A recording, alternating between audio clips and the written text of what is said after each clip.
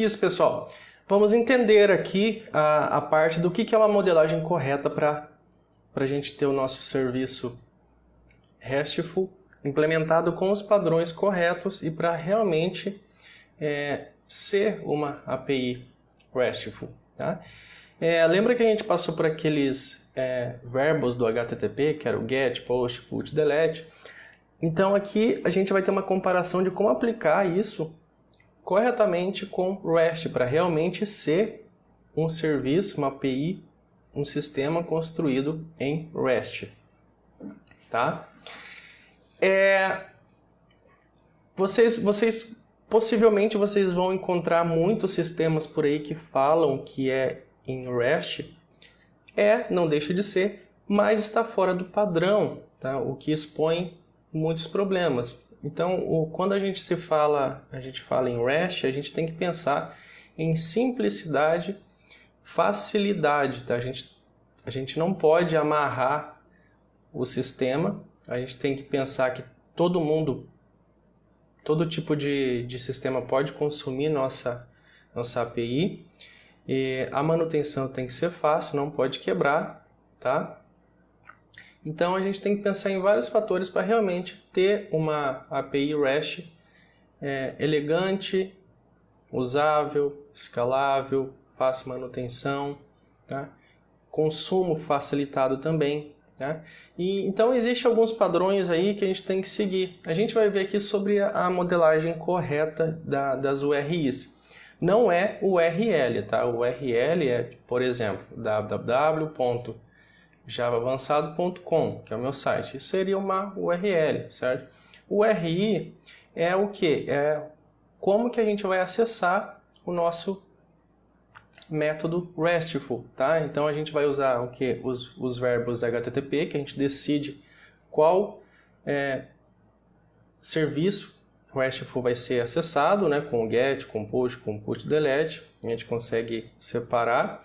E a URI, que é o quê? É o nosso serviço, tá?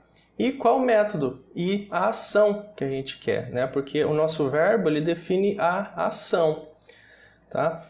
Então aqui, quando vocês encontrarem projetos RESTful implementados dessa forma aqui, ó, com a URI, então ele está de forma extremamente errada, ele está criado de forma errada, tá? Isso aqui porque se você alterar essa URI dentro do teu projeto, todos os clientes que consomem vão ter que descobrir que a tua URI foi alterada, certo?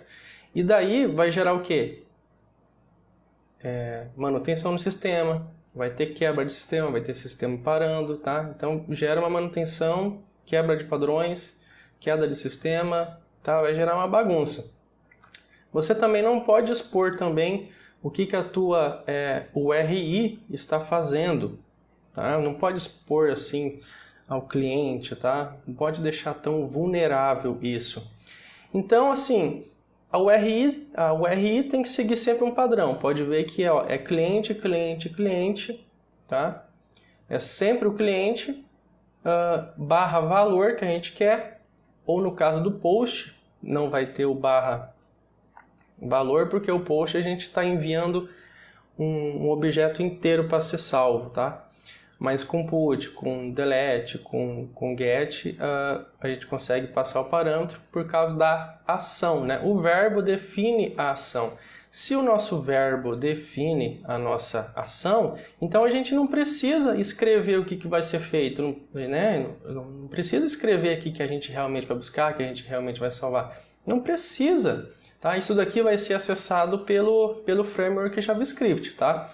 Só para a gente entender, vai ser acessado pelo navegador por um framework em JavaScript. Vai apontar para o nosso projeto, para a nossa API, passando a URI e o parâmetro. Vai passar o verbo e vai passar o URI, que vai definir a ação. Já dentro do nosso código, no código Java mesmo, a gente escreve sim, que a gente vai ter, buscar pessoa, tá? buscar pessoa. A gente escreve para a gente saber, para a gente, né? Mas você não vai colocar isso na URI. Então aqui, por exemplo, esse controller e esse método aqui com Spring REST, ele está dentro do padrão da arquitetura REST, trabalhando com a URI cliente, ó, porque eu mapeei o URI cliente, tá?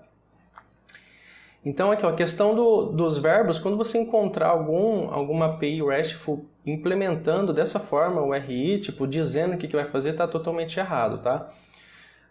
A gente consegue dizer a ação e fazer o consumo correto do RESTful dizendo através do verbo. Se é o GET, a gente vai passar a URI cliente /1, por exemplo, ou então poderia ser o CPF.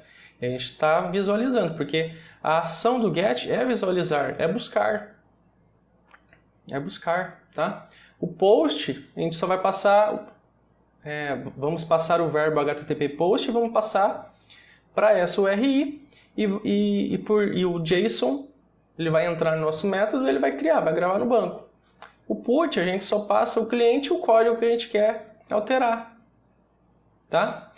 E o delete, a gente, mais uma vez, a gente vai criar aqui, vai passar para a nossa URI cliente apenas o código, ele vai remover. Então, a ação já define o verbo. A gente não precisa ficar inventando nomes diferentes, tá? A ação já define o verbo. E a gente mapeia o quê? Apenas uma URI de cliente. A gente só vai mapear aqui, ó, no nosso controller, com o request map, a gente só vai mapear o /cliente. Nesse caso aqui, a gente tem o método buscar pessoa. Então, pelo get, tá? Pelo get, eu passo com o framework JavaScript. Eu passo lá do navegador em JavaScript. Eu defino que o nosso verbo vai ser o get. Tá? Então, eu passo o get, passo para o meu cliente e passo o meu código. Automaticamente já vai cair aqui nesse método do buscar pessoa, porque eu estou mapeando com get mapping. Tá? Então a gente vai ter aqui /cliente o código que eu estou passando. Como eu estou passando o verbo get, automaticamente ele vai cair aqui no meu buscar pessoa. Daí eu vou pegar o meu código, né, ou o CPF, vou implementar aqui toda a minha rotina de consulta ao banco de dados, trazer o objeto, processar o que eu quiser e dar a resposta. A gente sempre vai usar esse response entity, que ele é um objeto que a gente vai conseguir dar a resposta de uma forma correta para o nosso navegador. E a gente consegue sempre também dar o status da nossa resposta, dizendo se deu um erro, se deu ok. Tá? Uma estrutura aqui de um controller e um método RESTful, tá? O controller ele sempre vai ser mapeado aqui com RESTful. Tá? Quando a gente mapeia com RESTful, esse nosso controller ele já sempre vai ficar entendível dentro do sistema, que ele vai retornar dados para a gente, vai retornar JSON, certo?